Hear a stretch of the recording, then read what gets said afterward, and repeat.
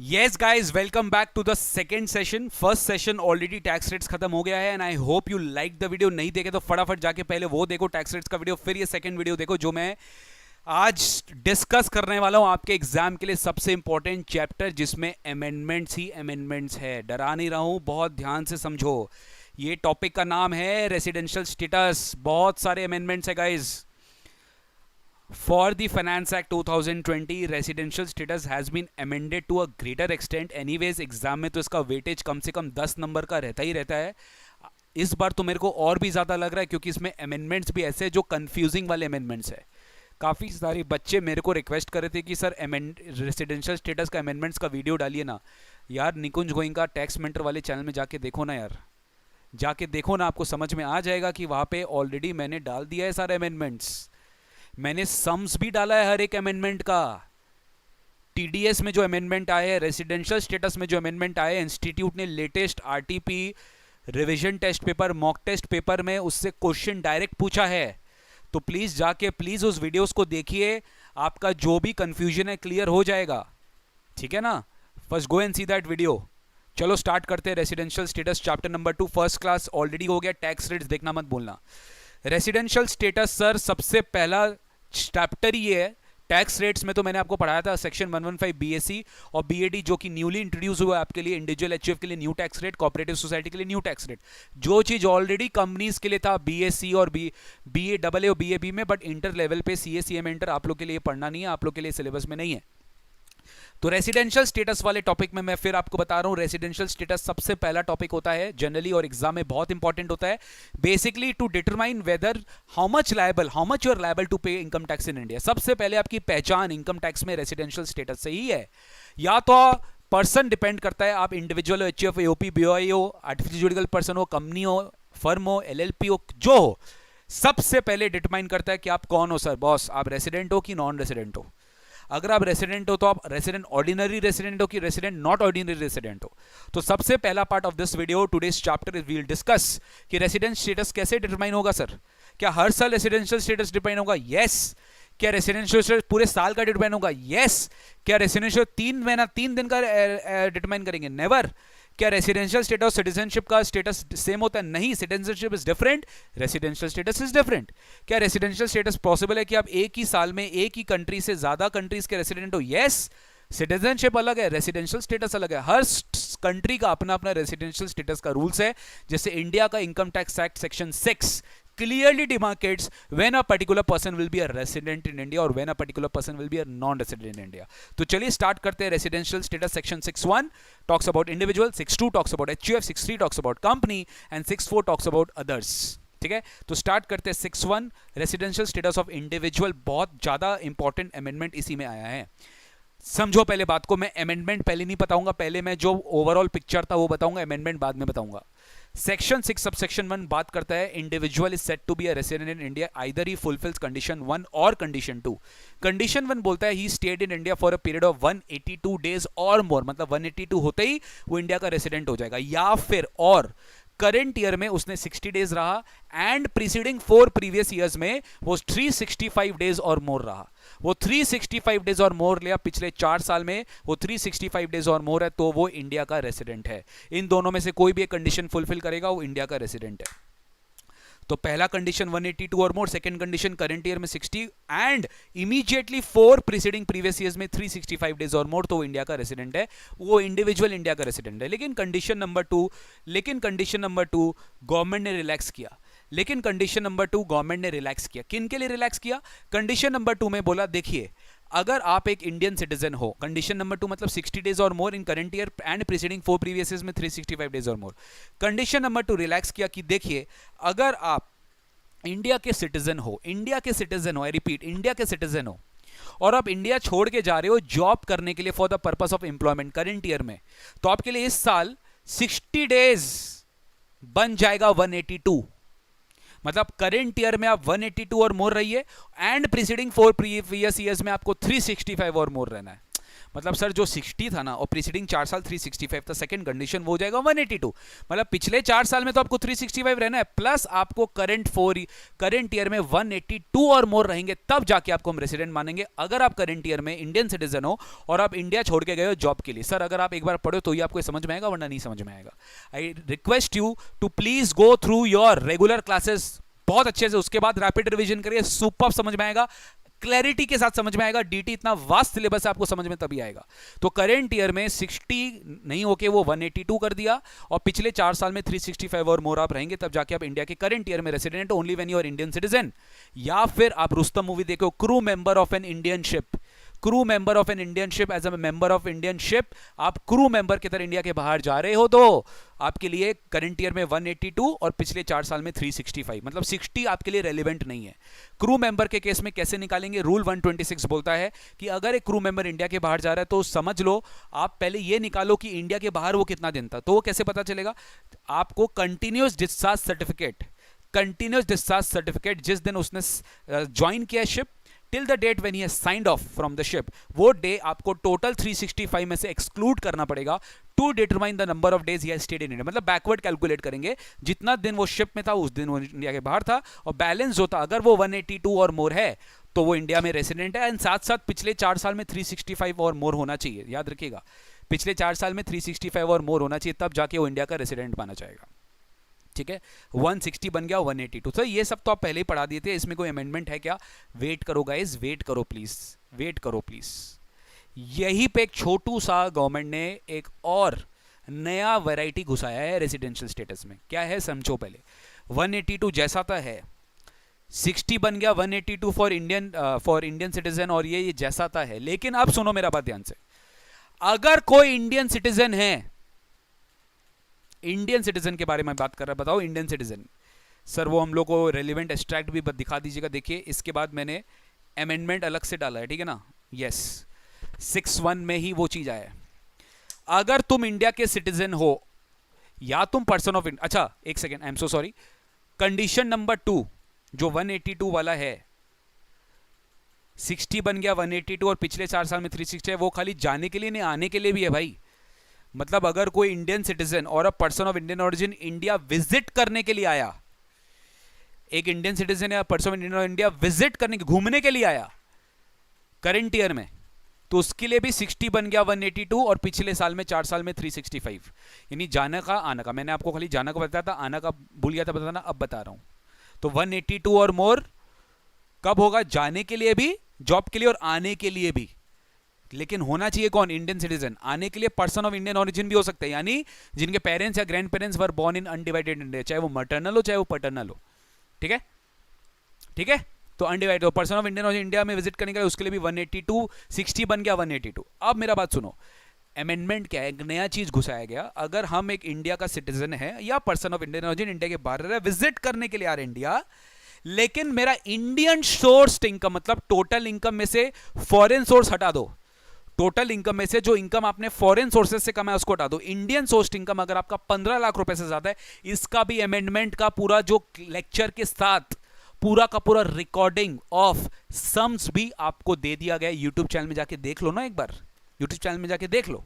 तो Indian sourced income जो है ना सर, 15 लाख से ज्यादा है, मैं इंडियन सिटीजन हूं या इंडिया का पर्सन ऑफ इंडियन ओरिजिन हूं, इंडिया विजिट करने के लिए आ रहा हूं, इंडिया विजिट करने के लिए आ रहा हूं, और मेरा total income other than income from foreign sources, मतलब इंडियन सोर्स्ड इनकम मेरा अगर 15 लाख रुपए से ज्यादा है, तो 60 बन गया 120, तो 60 बन गया 120, एंड पिछले 4 साल में 365 है, वो तो है ही। 60 बन गया 120 और पिछले 4 साल में 365, वो तो है ही। मतलब सर जो 182 का कैटेगरी था ना, उसमें एक और कैटेगरी आ गया 120, उसमें और कैटेगरी आ गया 120, यानी 60 बन गया 120 और मोर। ठीक है, मतलब आप करंट ईयर में 120 और मोर भी रह लिए और पिछले 4 साल में 365 डेज रह लिए। आप इंडियन सिटीजन हो, इंडिया विजिट करने के लिए आए, आप पर्सन ऑफ इंडियन ओरिजिन हो, इंडिया विजिट करने के लिए आए, और आपका इंडियन सोर्स इनकम 15 लाख से ज्यादा है, तो आप बन गए सर इंडिया के रेसिडेंट। आप बन गए। पहले 182 था, उसको कम करके 120 करा, बट सबके लिए नहीं किया। जो हाई नेटवर्थ इंडिविजुअल्स है, जो हाई नेटवर्थ इंडिविजुअल इंडिया के सिटीजन है, इंडिया में 15 लाख से ज्यादा कमा रहे हैं, गवर्नमेंट उनको रेसिडेंट मान लिया। इसको बेसिकली लालचा लपलप बोलेंगे, इट्स अ ग्रीडीनेस, जिसके कारण रेसिडेंट में और लोग घुसते रहेंगे और ग्लोबल इनकम पे इंडिया में टैक्स देंगे। ठीक है, ठीक है। फॉरेन सोर्स का मतलब क्या हुआ सर? फॉरेन सोर्स मतलब जो इनकम इंडिया के बाहर अराइज हो रहा है या deem to accrue arise outside India हो रहा है, वो सारे फॉरेन सोर्स इनकम है, उसको 15 लाख के लिमिट में काउंट नहीं करेंगे।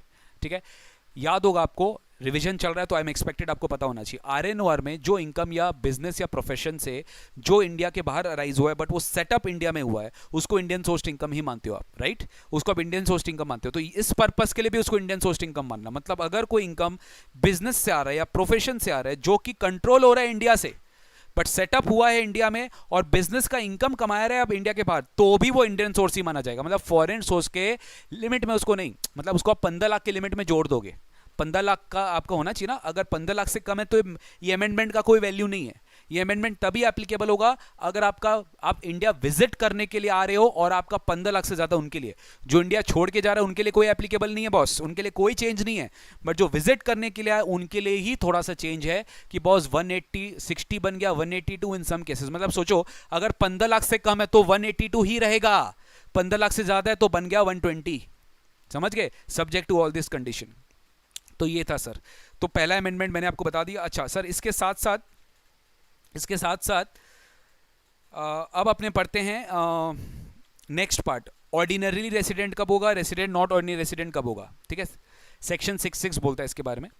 दो कंडीशंस है, दोनों फुलफिल करने पड़ेंगे। पिछले 10 सालों में कोई भी 2 साल अगर आप रेसिडेंट हो, कोई भी 2 साल अगर आप रेसिडेंट हो, बेस्ड ऑन 6(1) यानी बेसिक कंडीशंस जो आपको पढ़ाया गया, 182 हो या 60 प्लस प्रीसीडिंग 4 ईयर 365 या 120 प्लस प्रीसीडिंग 4 ईयर 365, कुछ भी हो सकता है, या 182 प्लस प्रीसीडिंग 4 ईयर 365। ठीक है, तो अगर आप रेसिडेंट हो पिछले 10 साल में कोई भी 2 साल, तो पहला कंडीशन फुलफिल, एंड साथ में पिछले 7 साल में 730 दिन और मोर रहना पड़ेगा, तब जाके आप both the secondary condition fulfil कर लिए, आप बन गए क्या, रेसिडेंट नॉट ऑर्डिनरी रेसिडेंट। मतलब सर अगर रेसिडेंट क्लासीफाई होंगे तब जाके देखना, अगर नॉन रेसिडेंट हो गए तो बात खत्म। अगर रेसिडेंट क्लासीफाई होंगे तब जाके देखना आप बन गए या तो रेसिडेंट ऑर्डिनरी रेसिडेंट या तो बन गए रेसिडेंट नॉट ऑर्डिनरी रेसिडेंट।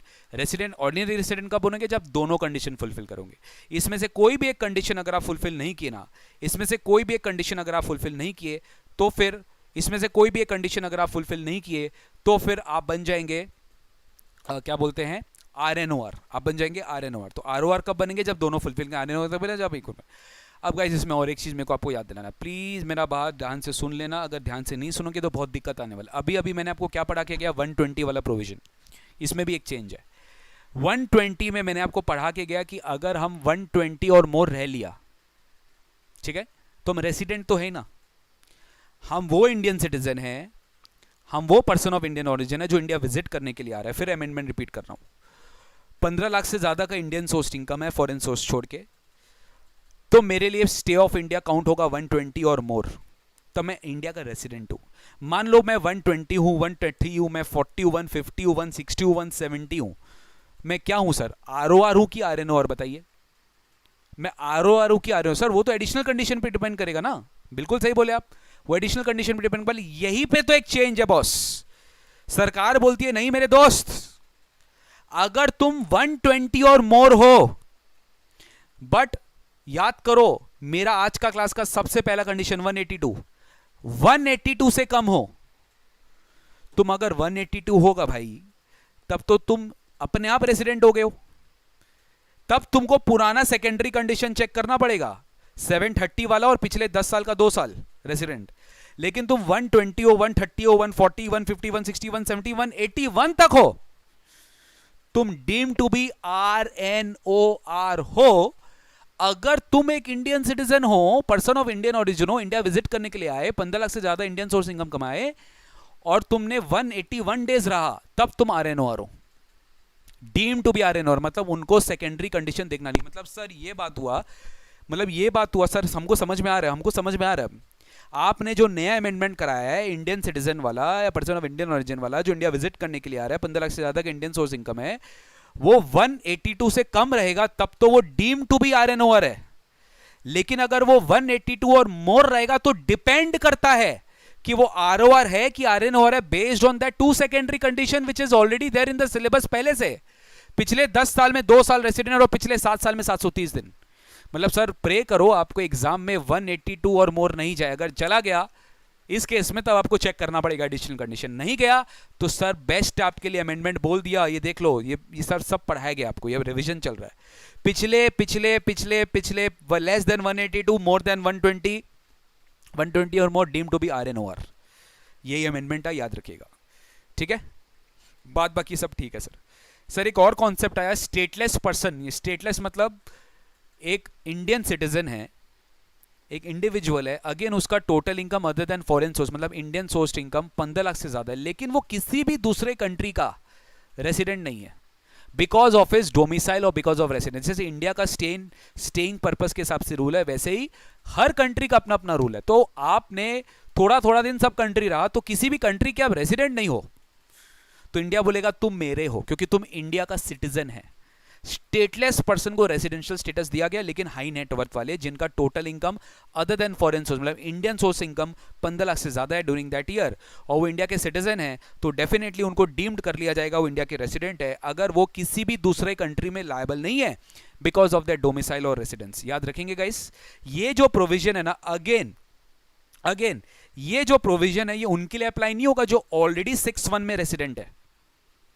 अगर मैं ऑलरेडी इंडिया के प्रोविजन के हिसाब से रेसिडेंट हो गया तो मेरे लिए ये प्रोविजन एप्लीकेबल नहीं है। मतलब बात समझिएगा मेरा बात, मैं 6(1) में रेसिडेंट हूं तो मैं फिर से देखूंगा क्या 6(1) है, ये 6 सबसेक्शन 1 है, मैं फिर से देखूंगा क्या कि मेरा 15 लाख से ज्यादा होना चाहिए तब जाके होगा? नहीं नहीं नहीं नहीं नहीं नहीं, ये उन्हीं के लिए एप्लीकेबल है जिनके ऊपर 6(1) वो रेसिडेंट नहीं है, उन्हीं के लिए एप्लीकेबल है। मतलब जिनका रेसिडेंशियल स्टेटस के हिसाब से नहीं, ये अदर प्रोविजन, एक स्ट्रिक्ट प्रोविजन आ गया रेसिडेंशियल स्टेटस में 6(1) में कि अगर हम एक इंडिविजुअल है जो इंडिया का सिटीजन है और जिनका other than foreign source income 15 lakh से ज्यादा है, मैं इंडिया में डीम टू बी रेसिडेंट मान लिया जाऊंगा अगर मैं कोई भी दूसरे कंट्री में लायबल टू बी टैक्स नहीं हूं, ठीक है। अब इसमें गाइस जो इस तरीके से रेसिडेंट माने जाएंगे ना, उनको भी गवर्नमेंट ने RNOR में डाल दिया है। देखो, जो Indian citizen is deem to be resident under 6(1) is deem to be RNOR 6(6) में। समझ गए? तो दो चेंज क्या है, मैं फिर से रिपीट कर देता हूं। मैंने कितना बार इस वीडियो में रिपीट कर दिया और पहले के वीडियोस में तो भर भर के जाके चैनल में देख लो। एक इंडियन सिटीजन, ये person of Indian origin, India visit करने के लिए आ रहा है, इंडियन सोर्स इनकम 15 लाख से ज्यादा है, वो 120 और मोर रह लिया, वो इंडिया का रेसिडेंट है, और 182 से कम रह लिया तो वो RNOR है। 182 और मोर है तब तो एक कंडीशन से बाहर हो गया ना, तब तो नॉर्मल केस में भी वो रेसिडेंट है। अगर वो 182 और मोर है तब उसके लिए नॉर्मल कंडीशन देखिए आप, बट अगर वो 182 से कम है तब तो आप वो उसको डीम टू भी क्या करना होगा, RNOR, अगर वो इंडियन सिटीजन है, इस तरीके से क्लासिफाई हुआ है। और स्टेटलेस पर्सन जो कहीं पे भी लायबल नहीं है to pay tax because of is residential status, तो करंट इंडिया में वो लायबल हो जाएगा, उसको deem to be resident, not ordinary resident माना जाएगा। वेरी वेरी इंपॉर्टेंट, अमेंडमेंट्स के साथ मैंने ये सब भी डिस्कस कर लिया है, ठीक है सर। ओके, तो ये था 6(1), 6(6) सब डिस्कस हो गया है सर। ये इलस्ट्रेशंस आप खुद से देख लेना। HUF firm AOP, HUF firm AOP, HUF firm AOP 6(4), HUF firm और AOP इनको एक ही चीज देखना, कंट्रोल एंड मैनेजमेंट। अगर पूरा का पूरा इंडिया के बाहर है तब रेसिडेंट नहीं हुए इंडिया के वो, अगर थोड़ा सा भी इंडिया में होली और पार्टली तो इंडिया के रेसिडेंट है। HUF ROR भी हो सकता है, RNOR भी हो सकता है, डिपेंडिंग ऑन करता, बिकॉज HUF तो फैमिली है। आपको तो सेकेंडरी कंडीशंस अगर RNOR ROR चेक करना है तो आपको 2 सेकेंडरी कंडीशंस याद रखना पड़ेगा, याद है ना यार, पिछले 10 साल में 2 साल रेसिडेंट, पिछले 7 साल में 730 दिन मिनिमम रहा है। तो यार HUF का कैसे देखोगे, उनका कर्ता का जो स्टेटस होगा ना, चाहे वो ROR हो चाहे वो RNOR हो, जो भी करता है, जैसे मान लो HUF सबसे पहले रेसिडेंट या नॉन रेसिडेंट होगा बेस्ड ऑन उसका कंट्रोल एंड मैनेजमेंट। HUF अगर कंट्रोल एंड मैनेजमेंट हो गया तो उसका कंट्रोल एंड मैनेजमेंट अगर पूरा का पूरा इंडिया के बाहर है तो बात ही खत्म, वो नॉन रेसिडेंट है। बट अगर उसका कंट्रोल मैनेजमेंट थोड़ा सा भी इंडिया में तो HUF रेसिडेंट है। लेकिन ROR RNOR कैसे चेक करोगे, उसका कर्ता का स्टेटस से चेक करोगे। बाकी फर्म और AOP में तो आपको कुछ चेक ही नहीं करना है, कंट्रोल एंड मैनेजमेंट देखना है। कंपनी इंडिया में रेसिडेंट कब है, या तो वो एक इंडियन कंपनी है, अगर इंडियन कंपनी तो बात ही खत्म, वो कहीं पे भी हो कैसा भी हो बॉस, इंडियन कंपनी है। इंडियन कंपनी मतलब इंडिया में कंपनी लॉ के हिसाब से इंकॉर्पोरेटेड है, उसका रेसिडेंशियल स्टेटस भी इंडिया, वो इंडिया का रेसिडेंट है। लेकिन अगर और एक केस हो सकता है, सर वो इंडियन कंपनी नहीं है, फॉरेन कंपनी है, तो भी वो इंडिया का रेसिडेंट है अगर उसका place of effective management India है। प्लेस ऑफ इफेक्टिव मैनेजमेंट मतलब the place where key management and commercial decisions are in substance made by the entity as a whole. यानी जैसे बोर्ड मीटिंग होती है, बोर्ड डायरेक्टर्स डिसीजंस लेते हैं, उसको अपने प्लेस ऑफ इफेक्टिव मैनेजमेंट मानते हैं। अगर वो place of effective management India है तो इंडिया का रेसिडेंट है, अगर वो place of effective management India है तो इंडिया का रेसिडेंट है। बात समझ में आ रहा है आपको?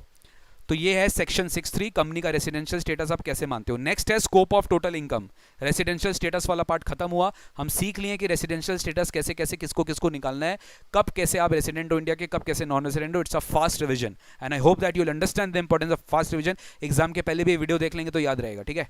स्कोप ऑफ टोटल इनकम, अब समझना है कि सर अगर आप रेसिडेंट हो या नॉन रेसिडेंट हो, आप कैसे टैक्सेबिलिटी निकालेंगे, कितना इंडिया में टैक्सेबल होगा, ये बताइए सर। एक सिंपल कॉन्सेप्ट है, बता रहा हूं, वो कॉन्सेप्ट याद रखिएगा। अगर मेरा इनकम इंडिया में एक्रू हो रहा है या मेरा इनकम इंडिया में रिसीव हो रहा है, जो भी रिसीव करे ना, जो भी वो इनकम कमाए वो इंडिया में टैक्सेबल होगा, चाहे वो एनआर कमाए चाहे आर कमाए, कोई भी कमाए। इंडिया में एक्रू होते, इंडिया में रिसीव होते, इंडिया में कुछ भी होते ही वो टैक्सेबल हो जाएगा। और दूसरा स्टेटस, और दूसरा बात, अगर आप रेसिडेंट हो या रेसिडेंट ऑर्डिनरी रेसिडेंट हो, मतलब आरओआर आरएनआर का कॉन्सेप्ट तो खाली इंडिविजुअल एचयूएफ में, बाद बाकी कंपनी फर्म इन लोग के लिए तो रेसिडेंट नॉन रेसिडेंट है ना, इन लोग के लिए आरओआर आरएनआर नहीं होता, तो इनके लिए रेसिडेंट बोल रहा हूँ, इंडिविजुअल्स एचयूएफ के लिए आरओआर बोल रहा हूँ। इनके केस में इनका ग्लोबल इनकम इंडिया में टैक्सेबल होगा। The moment they're ROR, global income taxable, कहीं पे भी कमाइए कैसे भी कमाइए। बट अगर मान लो एक फॉरेन सिटीजन है, फॉरेन नॉन रेसिडेंट है, उसका इंडिया में ही तो इनकम टैक्सेबल होगा ना, जो इंडिया से कमा रहा है वो। इंडिया के जो बाहर कमा रहा है वो कैसे टैक्सेबल होगा इंडिया में, समझ रहे हैं? तो ये कॉन्सेप्ट आपको याद रखना है, यही कॉन्सेप्ट हर जगह फॉलो हुआ है। Income deem to accrue, income received, income deem to receive, याद रखिएगा सर। ये सब आपको ऑलरेडी करा दिया, मेरा जो टॉपिक मैंने जो अभी एक आपको लाइन में बताया वो सब इसमें ऑलरेडी कवर्ड है, ठीक है। कुछ इनकम डीम टू एक्रू माने जाते हैं सेक्शन 9 के हिसाब से। सेक्शन 9 के हिसाब से कुछ इनकम डीम टू एक्रू माना जाता है। Salary income deem to accrue कब माना जाता है? जब उसका अंडरलाइन जो सर्विस आपने दिया है वो प्रोवाइड हुआ है, रेंडर हुआ है इंडिया में। सेक्शन 10 क्लॉज 7 में अलाउंसेज एंड परक्विजिट्स जो पे हुआ है वो एग्जेम्प्ट होता है 10(7) में अलग से। गवर्नमेंट ऑफ इंडिया अगर सैलरी दे रही है अपने इंडियन सिटीजन को जो रेंडर करी है सर्विस इंडिया के बाहर, वो एक एक्सेप्शन है, वो deem to accrue in India होगा। इसलिए 10(7) में अलाउंस एंड परक्विजिट जो उनको दिया जाता है ना इंडिया के बाहर, वो इंडिया में एग्जेम्प्ट होता है उनके हाथ में। 10(7) सैलरी में पढ़ाया गया है। इंटरेस्ट इनकम, अगेन जहां पे लोन यूटिलाइज हो रहा है वहां पे इनकम एक्रू होगा। रॉयल्टी इनकम जहां पे सर्विस यूटिलाइज हो रहा है वहां इनकम एक्रू होगा। बिजनेस इनकम जहां पे बिजनेस कैरी ऑन कर रहा है वहां इनकम यूटिलाइज होगा। कैपिटल गेन अदर सोर्सेज जहाँ पे अंडरलाइंग एसेट या प्रॉपर्टी है वहाँ पे लोग, जैसे मान लो कैपिटल गेन, मान लो शेयर इंडिया में, शेयर आप इंडिया में बेचे हैं, ठीक है, भले फॉरेन कंट्री का आदमी बेचा या नॉन रेसिडेंट बेचा, तो इंडिया में एक्रू हुआ है क्योंकि इंडियन कंपनी का शेयर है, ठीक है। वेरी इंपॉर्टेंट 56(2)(7) में अदर सोर्सेस, अगर मान लीजिए एक नॉन रेसिडेंट या फॉरेन कंपनी को गिफ्ट मिल रहा है किसी भी पर्सन जो इंडिया का रेसिडेंट है उससे, तो सर कहीं पे भी गिफ्ट मिले मान लेगा सेक्शन 9 की उसको इंडिया में ही एक्रू मानेंगे क्योंकि उसने रेसिडेंट से रिसीव किया है। तो अगर रेसिडेंट से गिफ्ट मिला है तो deem to accrue in India होगा, भले ही वो नॉन रेसिडेंट हो या फॉरेन कंपनी हो, ठीक है सर। याद रखिएगा बिजनेस कनेक्शन वाला जो बात है, बिजनेस कनेक्शन हम लोगों को पता है जब तक आपका बिजनेस कनेक्शन इंडिया में नहीं है, एक नॉन रेसिडेंट का अगर बिजनेस कनेक्शन इंडिया में नहीं है तो उसका बिजनेस इनकम इंडिया में टैक्स नहीं हो सकता। ये बिजनेस इनकम कनेक्शन को 3 क्लॉसेस के थ्रू समझाया गया है। अगर मान लीजिए उसके पास अथॉरिटी है जो हैबिचुअली वो इंडिया में एक्सरसाइज करता है टू कंक्लूड कॉन्ट्रैक्ट्स, ठीक है, या फिर उसके पास कोई अथॉरिटी नहीं है बट वो इंडिया में स्टॉक मेंटेन करता है नॉन रेसिडेंट के बिहाफ में, या फिर वो इंडिया में ऑर्डर सिक्योर करता है नॉन रेसिडेंट के बिहाफ में, तो डीम्ड बिजनेस कनेक्शन है। सर एक पॉइंट आपको पढ़ाया गया था, significant economic presence thanks to the government of India, ये आपके टर्म के लिए एप्लीकेबल नहीं है, ये असेसमेंट ईयर 2022-23 के लिए एप्लीकेबल है, ठीक है ना, आपके टर्म के लिए एप्लीकेबल नहीं है, इसको आप छोड़ देना। डीम बिजनेस कनेक्शन आप छोड़ देना, आपके टर्म के लिए एप्लीकेबल नहीं है ये डीम बिजनेस कनेक्शन वाला पॉइंट, ठीक है। बिजनेस कनेक्शन कब नहीं माना जाएगा, कब आपका इनकम इंडिया में एक्रू नहीं माना जाएगा? अगर आप इंडिया में जस्ट परचेज कर रहे हो फॉर एक्सपोर्ट तो नहीं माना जाएगा। अगर आप news and views in India collection कर रहे हो, न्यूज़ ट्रांसमिशन करो इंडिया के बाहर, नहीं माना जाएगा। आप सिनेमा फिल्म्स इंडिया में शूट करने के लिए आए हो बट आप एक फर्म हो जिसका कोई भी पार्टनर या मेंबर या कोई भी वो नहीं है, इंडिया का रेसिडेंट नहीं है या इंडिया का सिटीजन नहीं है, या फिर आप एक पार्टनर हो जो कि इंडिया का सिटीजन नहीं है, आपका एक्टिविटी है of display of uncut and unassorted diamonds in special notified zone, ये सब याद रखिएगा, ये सब इंडिया में इसका जो इनकम है वो एक्रू नहीं माना जाएगा। सेक्शन 7 में कुछ इनकम्स है जो डीम टू बी रिसीव माना जाता है, ये आपको सैलरी इनकम से कनेक्टेड है।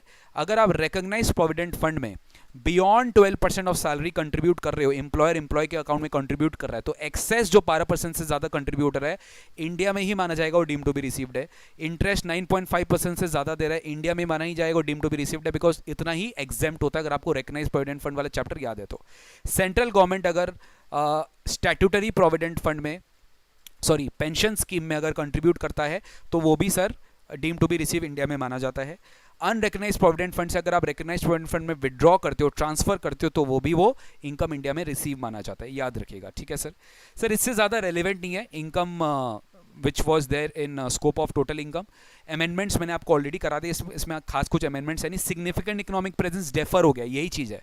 सिग्निफिकेंट इकोनॉमिक प्रेजेंस वाला जो पॉइंट है वो डेफर हो गया है, जो सिग्निफिकेंट इकोनॉमिक प्रेजेंस था वो डेफर हो गया है, बस, और कोई खास अमेंडमेंट्स नहीं है। रॉयल्टी के डेफिनेशन में एक चीज जो एक्सक्लूडेड था कि मान लीजिए आपको कोई भी सेल, डिस्ट्रीब्यूशन या एग्जीबिशन ऑफ सिनेमाटोग्राफिक फिल्म्स, वो रॉयल्टी के डेफिनेशन से एक्सक्लूडेड था, उसको इंक्लूड कर दिया गया है।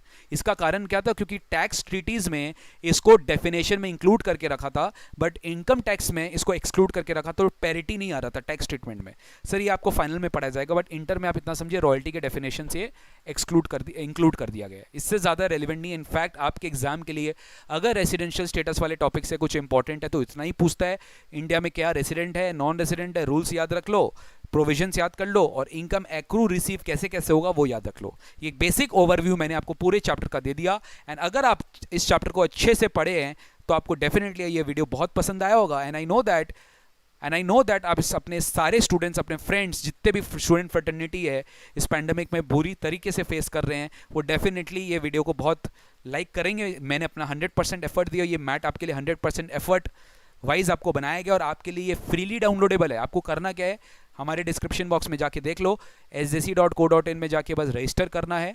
ये कोर्स के लिए रजिस्टर करते ही आपको डैशबोर्ड में जाके आपको उसका ये जो PDF है वो मिल जाएगा। आपको रजिस्टर करना जरूरी है, दैट्स इंपॉर्टेंट। ठीक है guys, that's it guys, thank you so much यार, take care, God bless you. आज का चैप्टर भी खत्म, which was residential status and scope of total income. हमारा जो नेक्स्ट चैप्टर होगा वो होगा क्या क्या, हाउस प्रॉपर्टी।